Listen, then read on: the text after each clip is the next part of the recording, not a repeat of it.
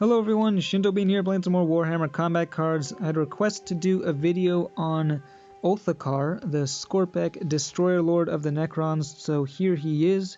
This is one of the newer Necron warlords, and he had kind of an underwhelming introduction into the game.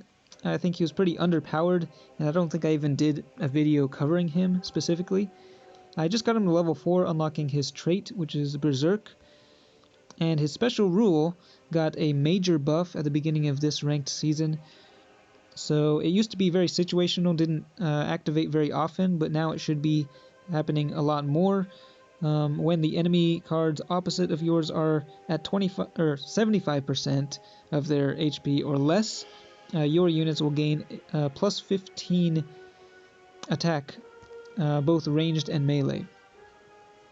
So I think to make the most of the special rule, it helps to have units with both a ranged and melee attack, such as this Praetorian Stalker with Inspiring Presence. I haven't really used this very much, nor have I really used Illuminor Xeris. He was very weak for a long time, but he also got several buffs, and I just leveled him up to 7, spent a whole lot of coins, so we'll see if it was worth it.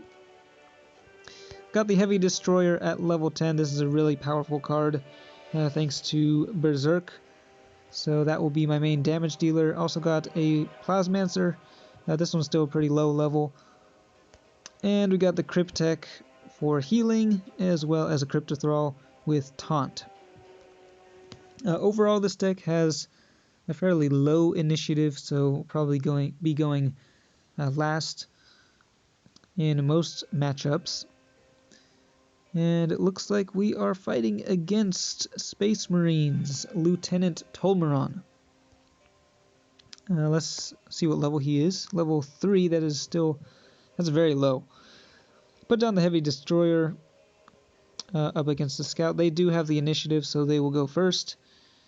And, well, do I want to move? Let's see, I'm debating whether or not to move. Well, okay, I'll put down the Praetorian Stalker over there. And I do actually want the Heavy Destroyer to take damage from the Scout to start activating that Berserk. So we'll just put down the deck here and see how that goes. I think the extra healing will be helpful to, particularly for the Heavy Destroyer. So they're going melee.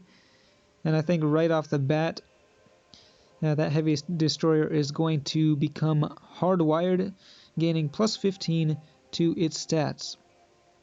Same with the Praetorian Stalker. So right off the bat, these guys getting that buff.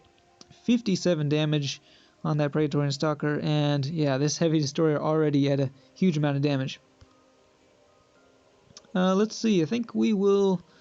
Sure, we'll just go melee here.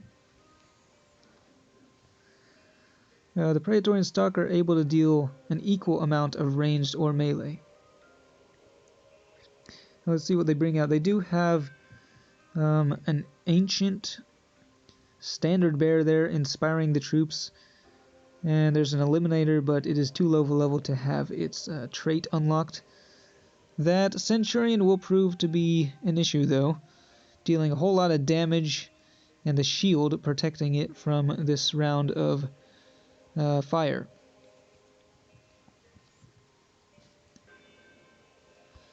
Let's see, I think it would probably be best to go melee again. Heavy Destroyer taking out the Eliminator. Cryptek dealing a decent amount of damage there in the center, but unfortunately not enough to put much of a dent into that guy. And we've got an Eradicator on the left. Big Game Hunter. But yeah, Big Game Hunter is kind of wasted against the Heavy Destroyer there. So I think I want to move my Heavy Destroyer over to the center lane to take out the standard bearer. And I think, yep, the Plasmancer should also get the Hardwired bonus. So that should be able to take out the Eradicator. So a whole lot of damage here. The Heavy Destroyer in particular very destructive. And yeah, well, we'll go ranged here. and this will force the last 2 cards to deploy, including Lieutenant Tolmeron himself. Again, this is the beginning of the ranked season, so this is a pretty low-level deck we're facing. Got the Storm Talon Gunship coming out, but I don't think they can go ranged without getting their Warlord shot to death, so they are going for melee. The Heavy Destroyer goes down, and I believe, well, will Tolmeron, is he at 75% of his health? About to find out. We'll put down the Destroyer Lord himself. And yep, he is getting the bonus there. So his stats increased by plus 15, and that is more than enough to take out the enemy force here. So that is the way that Ulthakar works. I think he is actually pretty fun to use, and more than capable of winning these lower level ranked matches, so I don't know if he's necessarily stronger than my other Necron Warlords.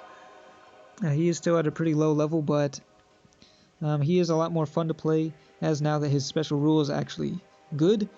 And yeah, I think I could definitely win quite a few more ranked matches with him, so I'm planning on continuing to use him. Let me know what you think of the new Ulthakar and what kind of unit composition you think works well with him. Let me know in the comments. As always, thanks for watching, and I will see you next time.